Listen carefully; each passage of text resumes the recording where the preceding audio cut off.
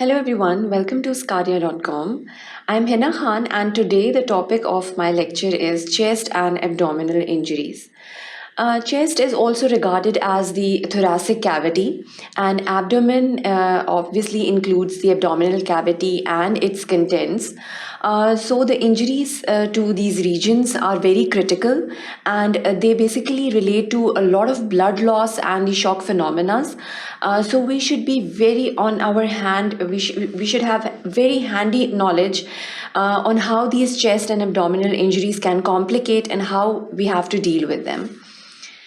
This lecture basically comprises of these four major sections.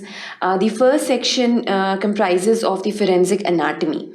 Obviously, we'll be dealing with all of the anatomical structures for the chest and the abdomen, and the injuries to the chest wall. How do they complicate in relation to that? The structures that are lying over there. And how do we basically have to deal with them? What are the management criteria for them? Then we'll be dealing with the hemorrhages and the infections. Of course, the injuries means penetration.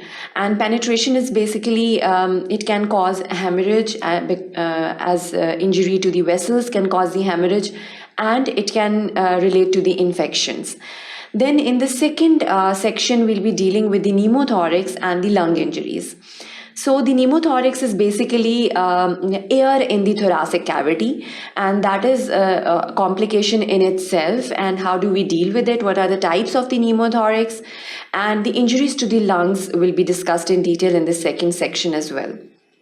Then in the third section, we'll be dealing with the heart and the great vessel injuries. These are the structures that are of major importance that are lying in the thoracic cavity. And we'll be dealing with the stab wound and the blunt injuries in detail, the hemopericardium and the cardiac tamponade. That is basically the collection of the blood in the pericardial cavity.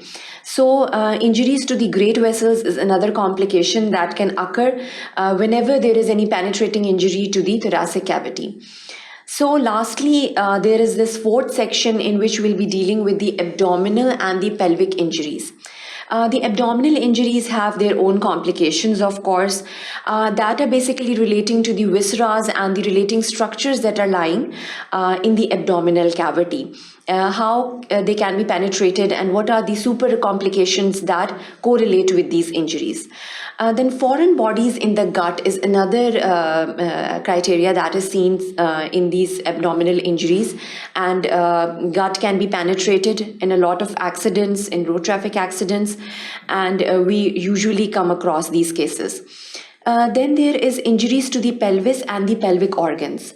This is another criteria that we come across, and this pelvic region is very critical as regards the nerve structures. The neurons, basically, they are lying over there, and in those cases, what is the first aid given to these patients? And what is the management criteria for these patients? That will be discussed in this fourth and the final section. So that is all for this lecture. I hope you want to learn more about these chest and abdominal injuries. So do watch the other sections for this lecture as well. Thank you for watching sqadia.com.